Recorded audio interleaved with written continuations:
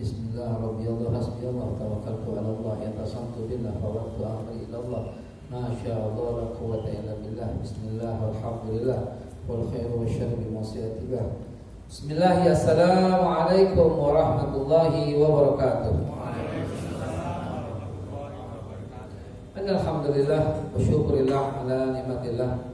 Salatu wassalamu ala rasulillah sayyidina Muhammad ibn Abdullah wa ala alihi wa sahbihi wa mawala, amma ba'du. Fa ya ibadallah, usikum wa nafsi bitaqwallah, faqad fazal muttaqun, faqad fazal man ittaqa, wa khaba man tadha.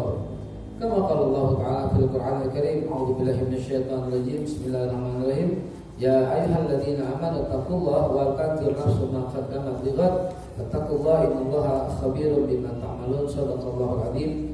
Wa sadaqa rasulun nabiyil karim wa nahnu ala dzalika minasyahidin walhamdulillahi rabbil alamin. Ma'asyiral muslimin wa jamaahal mukminin rahimakumullah. Kita lanjutkan kaji kita sebenarnya tentang sejarah, dan saya mencatat kita sudah masuk kepada Nabi Sulaiman. Namun karena ada situasi yang sangat penting untuk kita bahas agar tidak terjadi kesalahpahaman, maka izinkan saya skip dulu sejarah. Bulan depan kita lanjutkan lagi sampai Nabi Sulaiman, Zakaria, Nabi Yahya, sampai kelahiran agama Kristen pasca wafatnya Nabi Isa alaihissalam. Kelahiran Yahudi sudah saya bahas, dan mudah-mudahan jamaah masih ingat Yahudi itu nama suku bangsa, nama anak ketiga, anak keempat dari nama nabi, seorang nabi yang bernama Israel. Ya, Israel adalah seorang nabi, nama lain daripada Nabi Yakub alaihissalatu wassalam. Nah, saudara sekalian jamaah, Nabi Yakub anaknya keempat, anak pertama Ruben, anak kedua Simon, anak ketiga Lewi yang melahirkan Nabi Musa nanti, dan anak keempat Yahuda. Inilah awal mulanya. Nah, itu sudah kita bahas. Saya tidak perlu mengulang lagi bahwa Yahudi adalah nama orang, akhirnya menjadi nama suku bangsa. Ya, nama suku bangsa, bukan agama. Awalnya bukan agama, nanti berubah jadi agama. Ya, karena itu kita bilang awalnya nama suku bangsa. Diambil dari kata Yahuda. Bahasa Ibrani dengan huruf akhiran i menunjukkan kepemilikan. Contoh, ada tempat di sana namanya Ibrahimi, tempatnya Nabi Ibrahim. Ada tempat di sana namanya Simoni, tempatnya Simon, gitu ya. Kalau di Jakarta, kalau saya punya tanah luas, ada tempatnya, ada kuburan buat keluarga, ada tempat yang luas, itu namanya Haikali, punyanya Pak Haikal, gitu ya, punyanya Pak Haikal. Kalau daerah Brawijaya ini semuanya punyanya Pak Tatang, maka disebut wilayah ini Tatangi. Bahasa Ibrani jadi Tatangi. Ya, Yahuda menjadi Yahudi, ya, menjadi Yahudi. Nah, itulah awal mulanya dulu supaya jemaah sekalian mengerti dan memahami Yahudi bukan agama yang diturunkan Allah. Nasrani pun bukan agama yang diturunkan Allah. Dibuat oleh Paulus dengan Konstantinus tahun 325. Sementara Yahudi dibuat oleh keluarga Yahudi tahun 930 sebelum Masehi.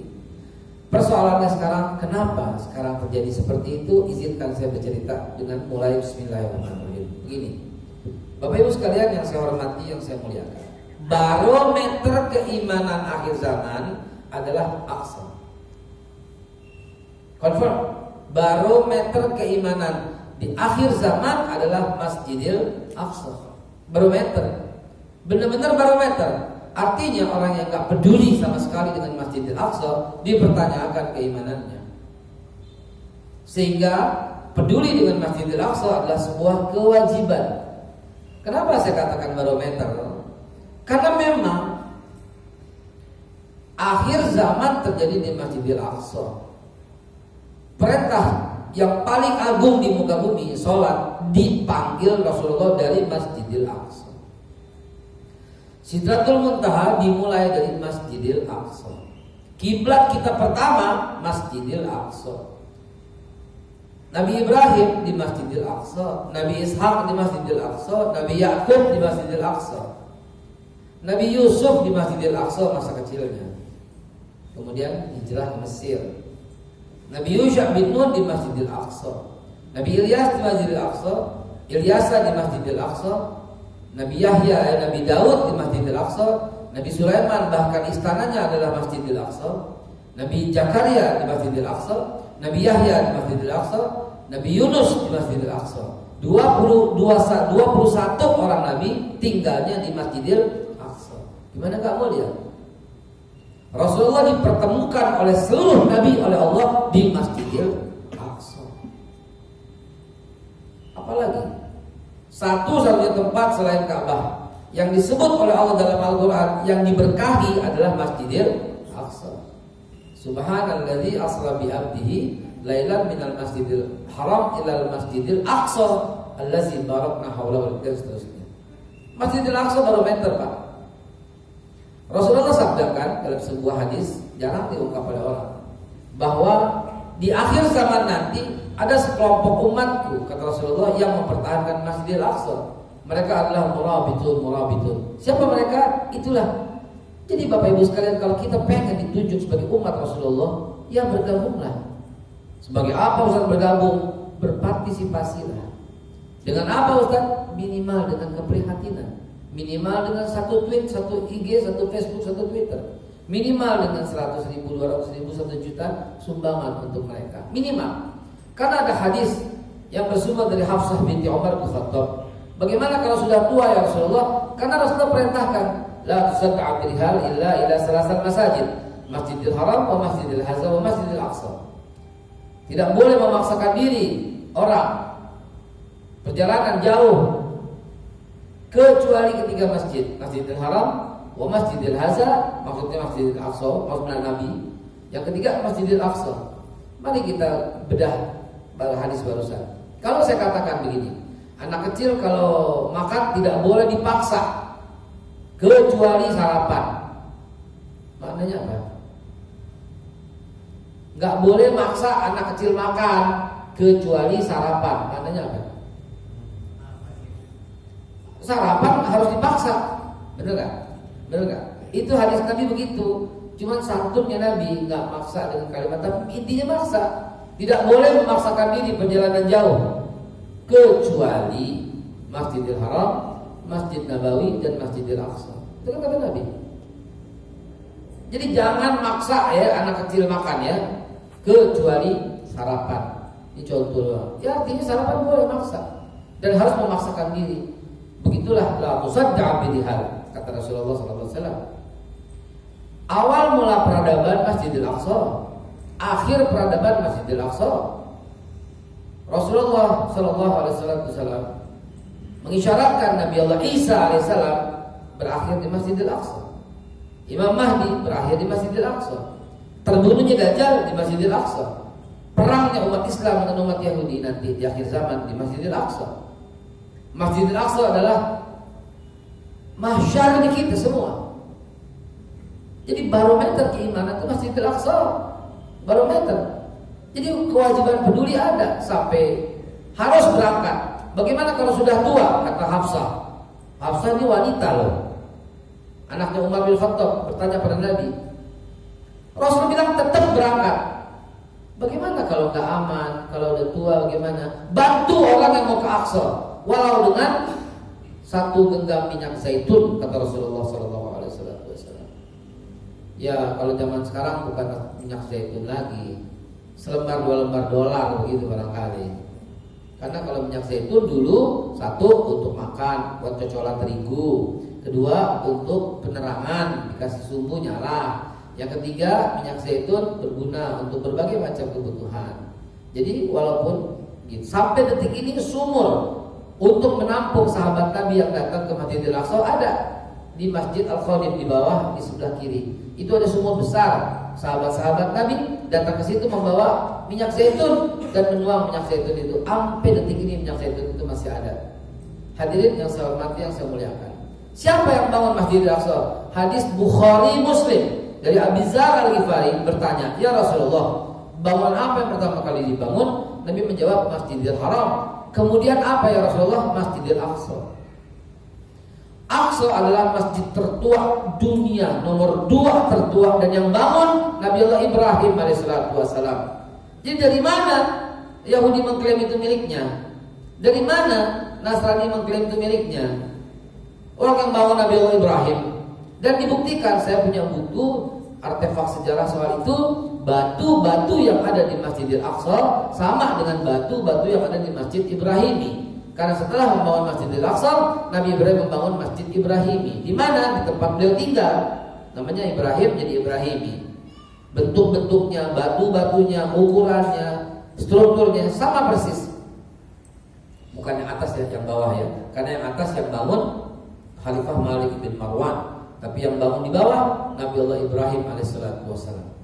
Nah, hadirin yang dimuliakan Allah Subhanahu wa taala, berdasarkan catatan ini mutlak bahwa itu adalah milik orang Islam, bukan milik orang yang lain. Begitu ya. Perdebatan di televisi sangat malu. Saya sendiri nonton lagi malu ketika saya menunjukkan koin berbahasa Ibrani. Tuh, ini bahasa Ibrani, ini bahasa Ibrani. Nabi Ibrahim itu Ibrani bahasanya. Memberikan nama anak itu Ismail, batu bahasa Ibrani. Isma itu mendengar, il itu Tuhan. Ismail, Tuhan mendengarkan aku.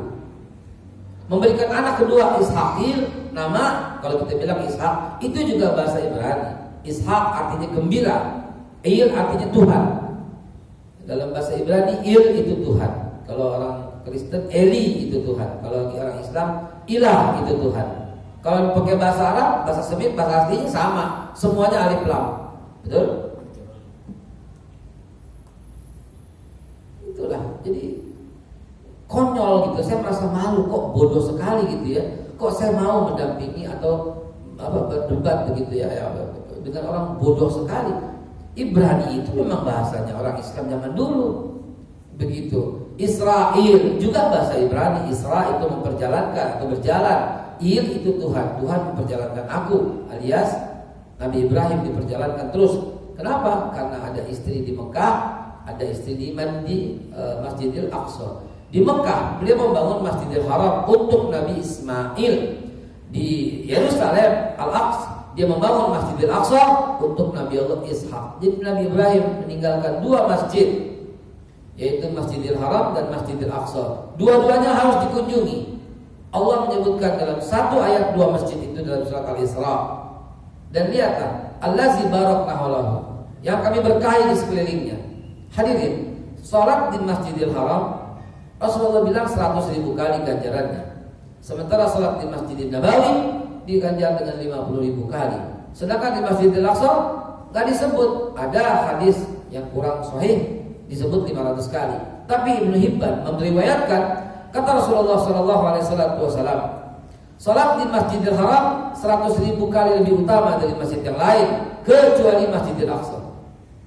Itu hadisnya. Mari kita sampaikan. Somai yang paling enak dicondet, kecuali somai Tanabang. Maksudnya apa? Kalau pakai somai kan nyambungnya. Coba.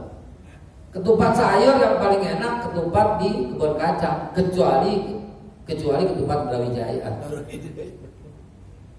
Maknanya apa maknanya? Boleh jadi lebih enak, boleh jadi lebih enak, boleh jadi sama, gitu kan? Gini deh, jam yang paling mahal Rolex, kecuali Tag Heuer, bisa jadi sama kan? Gitu. Karena ada kecuali. Nabi bilang begitu. Sholat di Masjidil Haram 100.000 kali lebih utama masjid lain kecuali Masjidil Aqsa. Boleh jadi sama, boleh jadi lebih. Dan satu kelebihan yang kita dimiliki oleh yang lain adalah Nabi Sulaiman berdoa, "Ya Allah," kata Nabi Sulaiman, "siapapun yang sholat di masjid ini, Masjidil Aqsa, jangan sampai dia keluar kecuali terhapuslah semua dosanya sebagaimana bayi yang keluar dari perut ibunya." Dan Allah mengabulkan. Rahasia Masjidil Aqsa itu adalah allazi barakna haulahu, yang kami berkahi sekelilingnya. Itu Allah yang sampaikan dalam Al-Quran, saudara. Jadi ngapain punya duit banyak belum kesana, ngapain? Berangkat. Ada teman saya bercerita, Ustaz, saya udah lama nikah, terus belum punya anak, Ustaz. Terus ya doain lah Ustaz, kan berangkat ke Masjidil Aqsa, di sana tempat yang diberkahi. Emang nekat aja, sampai sana pulang hamil. Udah 7 tahun kawin. Ustaz, saya punya usaha, Ustaz. Usaha saya batu bara. Susah banget, Ustaz. Doain, Ustaz. Berangkat sana ke Masjidil Aqsa, doa di sana insyaallah. Pulang lancar ke usahanya. Subhanallah. Wallahu a'lam bishawab. Tapi allazi barakna haulahu. Ya, tempat yang diberkahi itu Al-Qur'an yang menyampaikan. Tempat yang dikabulkan segala doa Masjidil Aqsa. Ujiannya kita dibuat horor oleh berita-berita oleh Israel, laknatullah. Israel lah yang membuat berita itu. Setiap bulan alhamdulillah, hampir setiap bulan Al-Fakir berangkat, 1 tahun bisa 3 kali, 4 kali, 5 kali, membawa jamaah-jamaah ke Masjidil Aqsa untuk memperkenalkan Masjidil Aqsa kepada orang banyak. Alhamdulillah gak ada hambatan, kecuali 3 bulan terakhir ini selalu ada hambatan ya, selalu ditolak terus visa saya ya. Wallahu a'lam bishawab. Dia mungkin baru sadar bahwa ada aktivis Palestina sehingga beberapa kali ditolak. Hadirin, mari kita lihat kenapa terjadi konflik. Mari kita bahas dari sisi perspektif sejarah. Bismillahirrahmanirrahim. Saya ceritakan dengan runtun dan detail begini ya. Nabi Ibrahim membangun tempat itu untuk Masjidil Aqsa untuk Nabi Allah Ishak. Oke, dah. Nabi Ishak kemudian menikah dengan Ribqah, punya anak 2, namanya Yakub dan Esau. Yakub alias Israel, Esau nama anaknya kakak daripada Nabi Yakub. Nabi Yakub menikah dengan Li'ah, punya anak 6. Menikah dengan Silfa, punya anak 2. Menikah dengan Bilha, punya anak 2. Dan menikah dengan Rachel, punya anak 2. Jadi 4 istri Nabi Yakub, 12 anaknya. 6 dari istri pertama, Ruben, Simon, Levi, Yahuda, Isakar, Zebulun, lalu Gad, Aher, dan Naftali, Yusuf, Benyamin. Mereka semua tinggal di Masjidil Aqsa. Tentram, tenang, damai, gak ada keributan.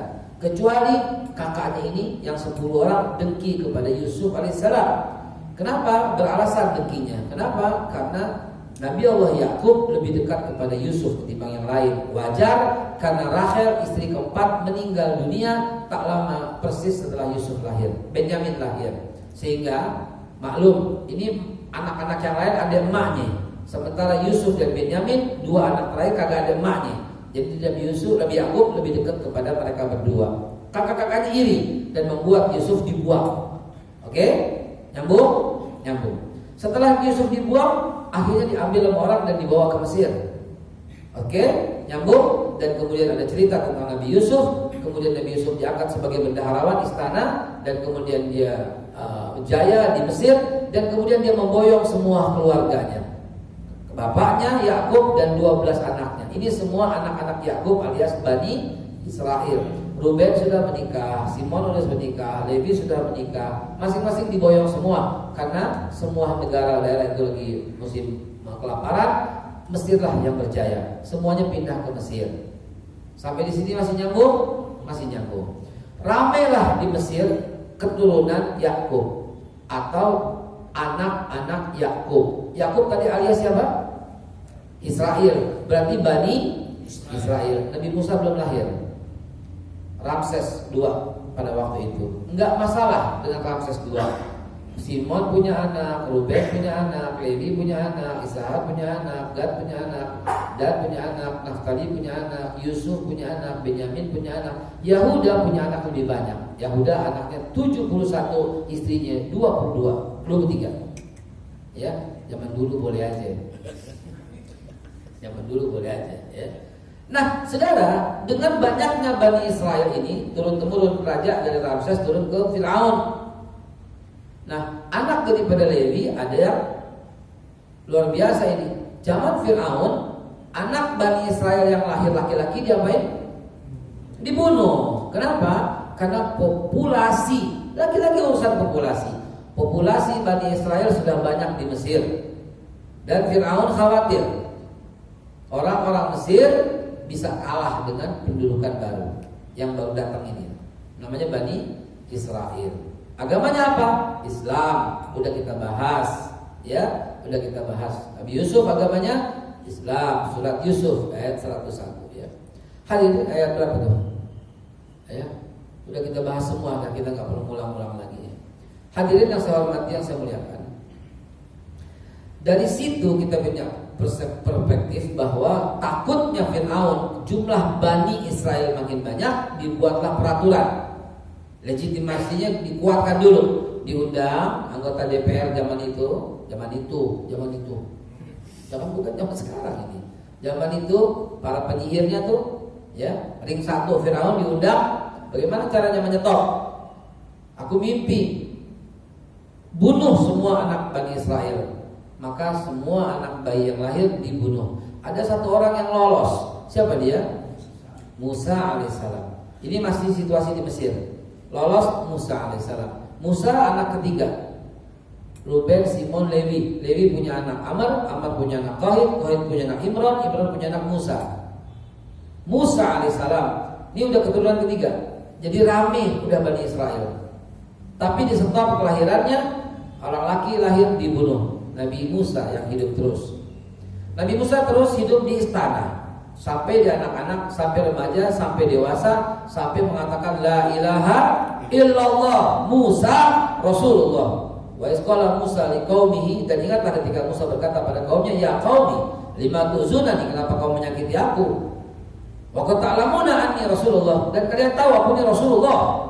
Begitu kata Musa alaihissalam. Namun Bani Israel banyak yang menjadi pengkhianat dengan membasuh ke dalam kelompoknya Fir'aun. Karena dapat gaji. Gaji itu bikin khianat memang kadang-kadang, ya. Banyak raja kita digaji oleh Belanda, dapat golden, jadi pengkhianat, ya. Hadirin yang saya hormati, yang saya muliakan. Karena itulah akhirnya kemudian Nabi Allah Musa membawa keselamatan bagi Bani Israel. Nah sekarang Fir'aun tidak suka dengan dakwahnya Musa, masih di Mesir. Lalu Fir'aun, apa yang terjadi? Fir'aun mengejarnya, dan Allah Subhanahu wa taala menyelamatkan Musa di laut itu, dan kemudian tenggelamlah Fir'aun dalam keadaan mengaku dan minta masuk Islam. Sudah dipahami. Nah akhirnya karena memang pada saat itu nggak ada agama selain Islam. Mana ada agama selain Islam zaman itu, ya. Nah teman-teman sekalian, kejadiannya kapan ini? Musa wafat 1420 dan belum berhasil masuk ke sebelum Masehi, belum berhasil masuk ke Yerusalem. Yerusalem masih kosong, atau Palestina masih kosong, karena semua pindah ke Mesir. Nah, seorang nabi yang sangat dihormati oleh Kristen, namanya Nabi Joshua. Sangat dihormati oleh Islam, kita bilangnya Nabi Yusha bin Nun. Surat Al-Kahfi tanpa sebut Yusha bin Nun menceritakan tentang Nabi Yusha bin Nun. Nabi Yusha bin Nun adalah keturunan dari Benyamin, anak bontot dari Nabi Yakub, ya, anak bontot. Nah, saudara sekalian, Nabi Yusha bin Nun lah yang berhasil masukin semua kembali ke Palestina. Hadisnya sahih. Tidak ada nabi yang mampu menahan matahari, kata Rasulullah, kecuali Yusha bin Nun. Pada waktu itu perang, di stop matahari karena dia belum sholat asar, dan besok waktu subuh. Kalau subuh orang Yahudi nggak boleh berperang, dan kalau sampai istirahat bisa menang tuh dia. Maka Nabi Yusha bin Nun mohon kepada Allah, tahan dulu matahari. Menang akhirnya peperangan dan membawa kaum Bani Israel, Bani Yakub, yang sekarang ngaku-ngaku pakai topi hitam dipelintir-pelintir Yahudi, bukan Yahudi pesek yang di Indonesia. Yahudi pesek di Indonesia. Ya. Yahudi, ya. Yusha bin Nun berhasil membawa Bani Israel masuk ke Yerusalem, Palestina. Kapan kejadiannya itu? Kurang lebih 1420 sebelum Masehi, berarti 1300-1200 sebelum Masehi. Barulah Allah ceritakan setelah Nabi Musa wafat, ayatnya surat Al-Baqarah 246. Setelah Nabi Musa wafat, Baru kemudian nabi mereka yaitu Yusha bin Nun memohon kepada Allah untuk diangkat seorang raja. Diangkatlah Nabi Raja Talut. Al-Baqarah 246, 247, 248. Allah mengangkat Talut sebagai raja. Ini kejadiannya di mana? Sudah di Palestina. Mesir tutup cerita, masuk ke Palestina sekarang. Di Palestina itulah Yusha bin Nun bertempat tinggal di Masjidil Aqsa. Nah, kemudian kejadian berikutnya adalah Allah mengangkat Talut sebagai raja dan berdirilah kerajaan Israel pertama kali di dunia tahun 1050 sebelum Masehi. Berapa lama? Dalam hadis menceritakan Raja Talut kata Rasulullah 40 tahun berkuasa. Berarti sampai 1010, kan mundur 40 tahun. Siapa yang menggantikan Raja Talut? Raja Talut, di zaman Raja Talut ada raksasa-raksasa tinggi besar. Ini semua nggak ada ngarang ya, Quran dan hadis yang saya ceritakan. Siapa nama raksasa besar itu? Goliat, atau dikenal dengan nama Jalut. Tadi Talut sebagai raja. Nah, pada waktu itu diadakan sayembara. Kejadiannya di mana? Palestina. Ketapel. King David, Star David, Bintang Daud, dan seterusnya. Ketapel bagi orang-orang Intifada dan menumbangkan raksasa yang bernama Goliat. Ini Quran yang cerita. Makanya Pak baca Quran dengan artinya. Jangan baca Quran tiap malam Jumat Yasin loh. Gantian ngapal Kahfi kayak gitu ya. Gantian surat Yunus kayak, surat yang bersejarah gitu ya. Asy'ara kayak gitu ya. Jangan Yasin terus. Quran itu ada 114 surat, bukan satu surat ya. Nah, ini yang saya cerita Al-Baqarah masih. Lalu tumbanglah Jalut atau Goliat. Dan Allah mengangkat siapa berikutnya? Raja setelah Talut tumbang, Nabi Daud. Mulai kapan dia berkuasa? 1010 sebelum Masehi sampai 970. Kan kata Rasulullah 40 tahun masing-masing. Hadis, Quran dan hadis yang saya padukan.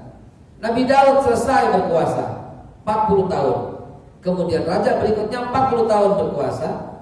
Siapa dia setelah Nabi Daud? Nabi Sulaiman. Kejadiannya di mana? Masih di Al-Aqsa, masih di Palestina. Kerajaannya sampai di mana? Nah, inilah yang menjadi konflik. Kerajaannya batas utara itu sampai Lebanon, ke bawah sampai meliputi Mesir, sampai Saudi Arabia perbatasan Riyadh. Sebelah kiri sampai seluruh Mesir, sebelah kanan sampai Isfahan, Iran.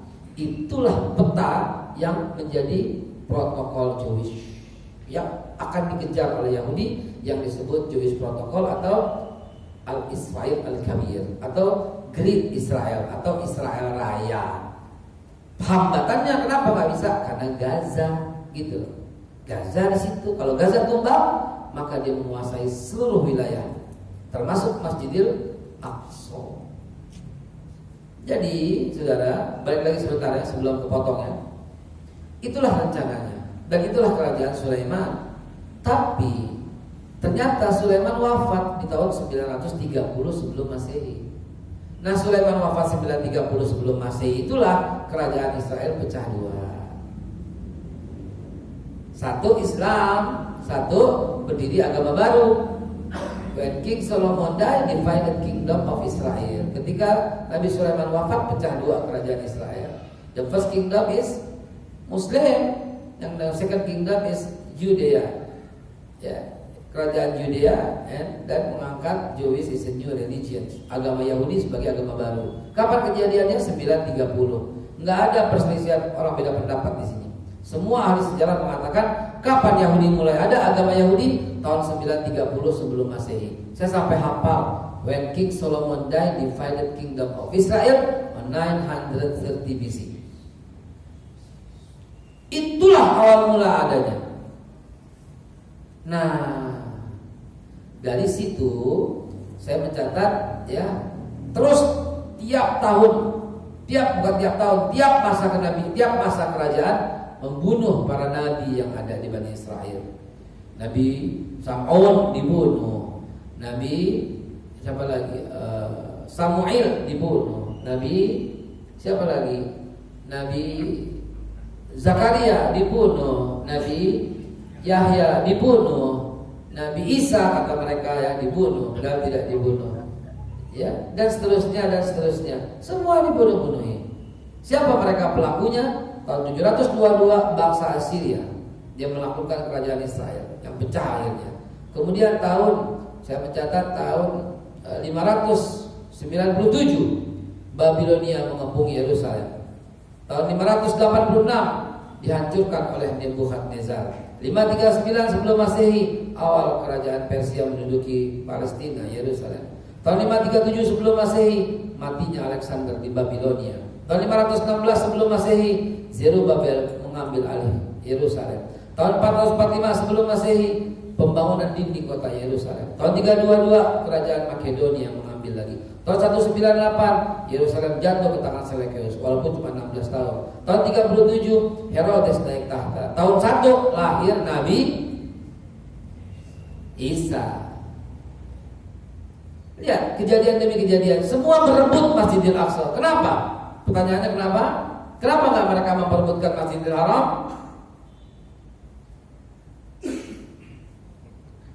Ada harta yang tak terbatas yang ditinggalkan oleh Nabi Sulaiman. Itu masalahnya, saudara. Dan sekarang di Yerusalem, di Palestina sudah ada Nabi Isa. Jahatnya Yahudi dituduh Nabi Isa itu anak haram karena Maryam dituduh pezina. Bahkan Maryam dituduh kawin lagi dengan Yusuf tukang kayu, punya anak 6. Jadi Nabi Isa punya adik tiri katanya. Semuanya anak haram. Jahatnya Yahudi itu begitu. Sehingga sampai detik ini Nasrani tidak boleh masuk di tempat ibadah Yahudi. Enggak boleh. Salib enggak boleh. Enggak boleh masuk salib di sana. Saya banyak sekali video-video yang saya putar sendiri, saya rekam sendiri. Saya paling demen kalau ada konflik saya rekam. Kenapa orang Kristen coba-coba masuk? Enggak boleh. Diludahin mukanya. Heran, kenapa orang Kristen sini membela Yahudi? Diludahin. Bunda Maria enggak boleh masuk ke sana. Diludahin. Ajaran Yahudi itu Yesus itu anak haram. Ajaran Yahudi itu Yahudilah yang mensalib Nabi Isa. Lah kok orang Kristen sini kok belain sama bisa-bisa?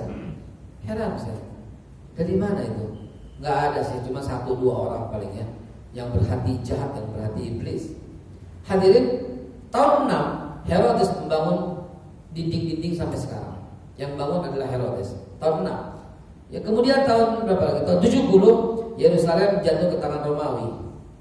Romawi menguasai Yerusalem dan Titus itu penumpasan Yahudi yang kedua. Tahun 132 pemberontakan. Ini terkenal pemberontakan Bar Kokhbah namanya. Itu pemberontakan Yahudi terhadap pendudukan Romawi. Di mana? Palestina. Begitu. Jadi orang Yahudi ada dari lama dong. Iya. Ada lama. Iya ada lama. Dari zaman kapan? Dari zaman Nabi Sulaiman. Wafatnya Nabi Sulaiman udah ada. Tapi mereka nggak ribut sama orang Islam. Sampai kapan? Sampai tahun 48 kemarin. Jadi yang ribut itu Zionis Israel. Gitu loh. Tahun 135 Kaisar Hadrian itu menghancurkan Yerusalem. Orang Yahudi gak boleh masuk, diusir oleh Kaisar Hadrian. Yang sering menjadi patokan inilah tempatnya Yahudi. Iya bukan Yahudi yang sekarang.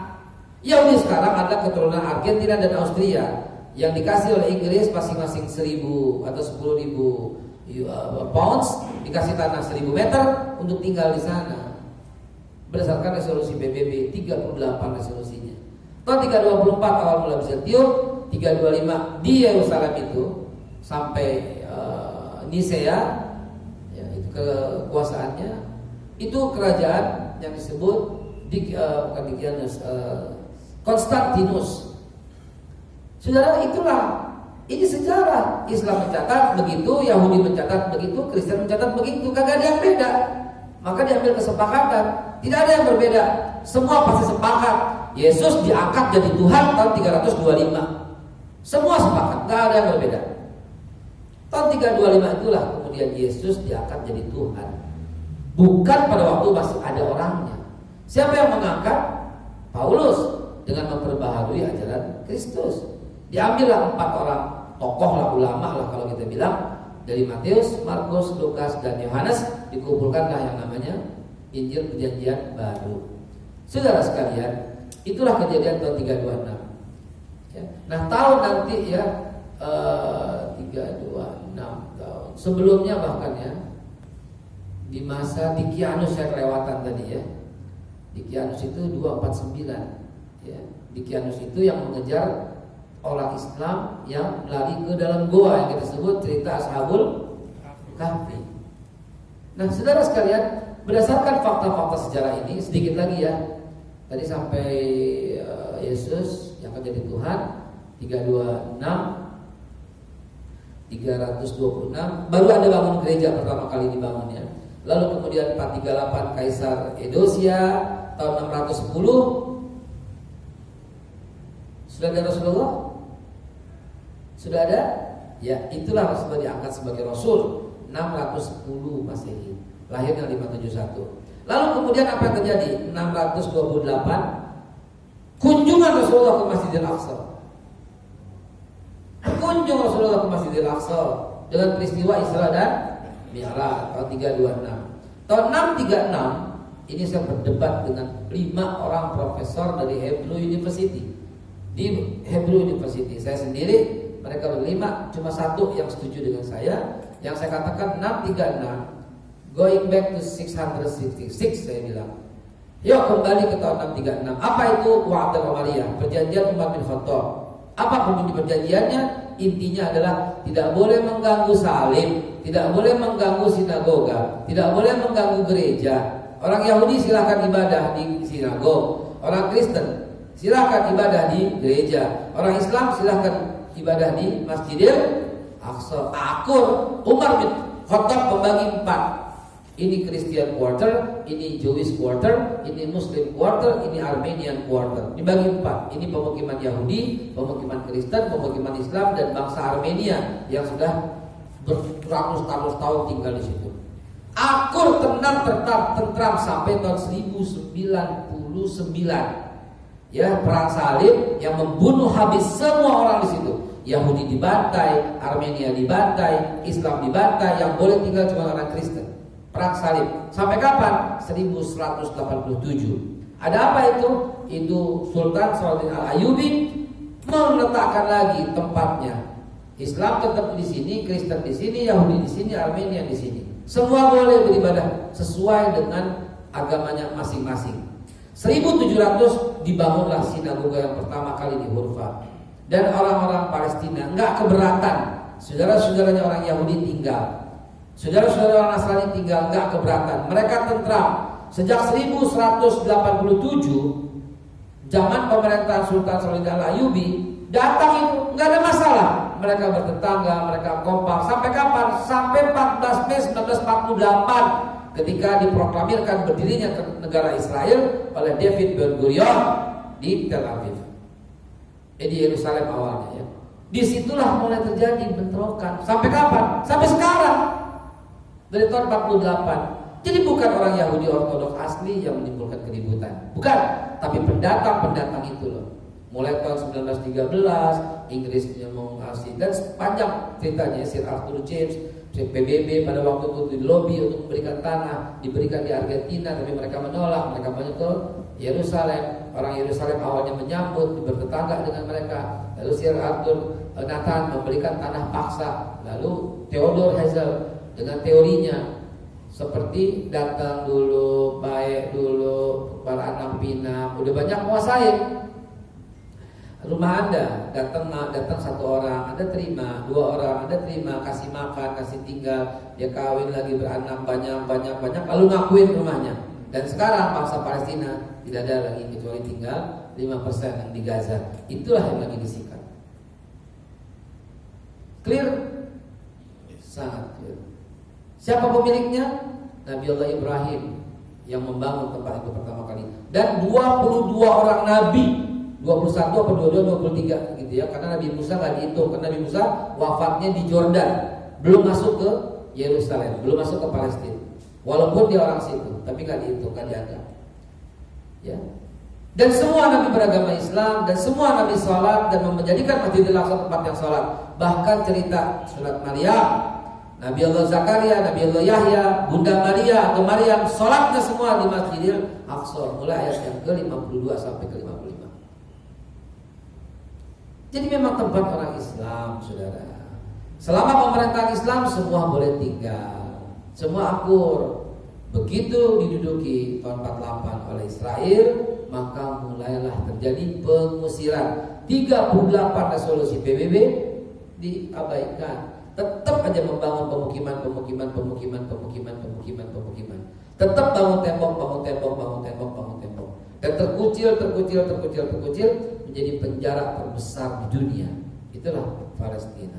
Yang sekarang tinggal ada adalah contoh sebuah kota misalnya Hebron. Dari tahun 2006 saya ke sana masih ada orang-orang Palestina. Saya ingat tahun 2007, 2008 saya sampai bilang sama jemaah, ini sebentar lagi kita lewat rumah ada nenek-nenek di sini. Dia suka bagi anggur, suka lemparin apel. Sebentar lagi kita tunggu tadi keluar. Assalamualaikum, waalaikumsalam, suka dikasih. Saya lewat lagi, sekarang sudah tidak ada yang keluar senapan selaras panjang. Sudah menjadi Israel sekarang. Coba. Dan kebetulan saya simpan foto-foto itu ketika masih ditinggali oleh orang Palestina. Dan saya foto lagi sudah ditinggali oleh orang-orang Israel. Coba bayangkan, kota itu udah kosong, diusir satu demi satu, dibunuh satu demi satu. Pembunuhan yang berlangsung 74 tahun. Dunia gak protes. Ketika 7 Oktober Hamas berani dan bisa membalas, dunia semuanya protes. Coba bayangkan, apa gak boleh membalas? Saudara, open your eyes, buka mata lebar-lebar. 74 tahun mereka tiap hari membunuh, mencuri, meracuni, membunuh, meracuni, terus seperti itu. Tapi ketika Hamas berhasil membuka mata dunia, Israel yang katanya canggih IT-nya tidak, yang katanya jago spionasenya tidak, yang katanya jago radarnya tidak, kalah telak. Cuman kemudian Amerika langsung mengambil tindakan dengan mendaratkan kapal induknya ke lautan Mediterania yang membuat serangan luar biasa ke Gaza. Dan alhamdulillah Allah buka mata kita semua. Kemarin gereja dihantam, 395 orang Kristen yang sedang ada di gereja musnah serentak satu kali pelurunya. Sebelumnya 512 orang dihantam di rumah sakit dan 500 itu syahid. Entah sudah berapa yang syahid sekarang. Anda teman-teman sekalian mungkin yang gak sampai diceritakan sebelum serangan ini serangan sebelumnya itu orang-orang Islam dibom masjidnya oleh Israel. Dan Anda tahu apa yang terjadi berikutnya? Orang-orang Kristen di sana mengeluarkan bangku-bangku mereka dan mempersilahkan orang Islam sholat Jumat di gereja. Dan setelah sholat Jumat selesai, orang-orang Islam memasang kembali bangku-bangku itu untuk digunakan orang-orang orang Kristen untuk kebaktian kembali di gerejanya. Berlangsung secara damai antara orang Islam dan orang Kristen di sana. Musuh utama itu adalah Israel, laknatullah. Para Zionis itulah sejahat-jahatnya manusia. Saya demo bersama orang-orang Yahudi itu, berada di situ. Nanti saya sampaikan video-videonya. Bukan dari YouTube, bukan dari mana, dari handphone saya sendiri. Saya bersama sama mereka saya lihat gitu, saya foto. Better we go to jail rather than join with Zionis, kata orang Yahudi itu. Lebih baik kami masuk penjara daripada gabung dengan Zionis. Give it back to the Palestinian land. Kembalikan kepada tanah Palestina. Ada rekaman video yang sangat menarik yang harus saya sampaikan sebelum azan Isya berkumandang. Rekaman video ini saya ambil sendiri dan sudah saya terjemahkan, sudah saya viralkan. Apa kata pendapat Yahudi ini?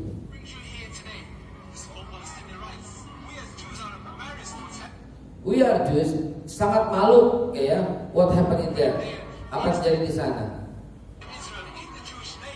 Israel with the Jewish name, negara Israel itu menggunakan nama-nama kami, menggunakan nama Yahudi. Wahai orang Palestina, don't give up. Ini yang ngomong orang Yahudi ya, dengan busana Yahudinya. Don't give up, jangan menyerah. Continue to fight, teruslah berjuang. And not give up, jangan sampai menyerah against state Israel, dengan pendudukan Israel. By the end, akhirnya Palestine will be free. Palestina pasti akan merdeka. Inilah yang truth, kita yang benar. Di Torah, yang dalam Torah. Apa yang pesan kamu kepada orang Palestina? Ini Rabbi Farad yang paling terkenal di Yahudi. Ya, sangat terkenal ini Rabbi Yahudi. We feel very shame. Kami sangat malu.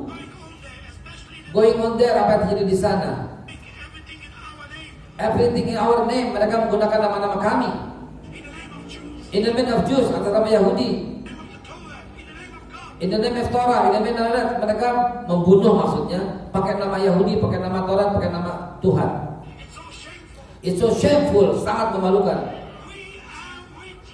Dia ngomong sama orang Palestina, we are with you. You have to know, kamu harus tahu. Emang Zionis orang kuat.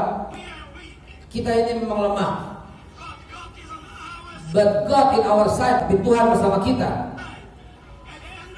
And end of the day, pada akhirnya nanti, the Palestinian flag, bendera Palestina, akan berkibar di seluruh Palestina. Orang-orang Yahudi masih berkata demikian. Kita tuh capek gitu loh. Give it back to the Palestinian land. Balikin tanah itu ke Palestina. Jadi teman-teman, biang keroknya adalah Zionis Israel. Sementara orang Kristen, orang Yahudi yang pakai topi begitu dengan orang Islam, mereka kompak selalu. Anda nggak akan pernah menemukan mereka berkonflik dengan orang Islam kecuali para Yahudi pendatang, orang Argentina, orang Austria dengan pakaian tentara dengan setelan laras panjang. Bukankah konfliknya dengan mereka? Itulah yang disebut Zionis. Mudah-mudahan lebih memahami situasi yang terjadi di sana. Bukan lagi antara perang agama, tapi adalah perang kemanusiaan. Hanyalah orang-orang berhati iblis yang tidak menaruh simpati dengan keadaan yang demikian. Sekali lagi, mayoritas konfliknya adalah kemanusiaan, penindasan. Presiden pertama Bung Karno sampai Presiden Jokowi terakhir, semuanya sama, tidak akan mengakui negara Israel sampai mereka mengembalikan tanah Palestina ke orangnya. Tapi sekarang mana dia orang Palestinanya? Hanya tinggal 5%. Ingat hadis Rasulullah, akan datang satu masa di mana orang-orang yang memperebutkan Masjidil Aqsa adalah orang-orang umatnya Rasulullah. Mereka tinggal sedikit, tapi kata Rasulullah mereka bertahan menjaga Masjidil Aqsa. Masjidil Aqsa adalah warisan Rasulullah SAW. Itulah pembukaan saya tadi. Barometer keimanan akhir zaman adalah Masjidil Aqsa. Anda yang peduli Masjidil Aqsa, mudah-mudahan masih ada iman di dada.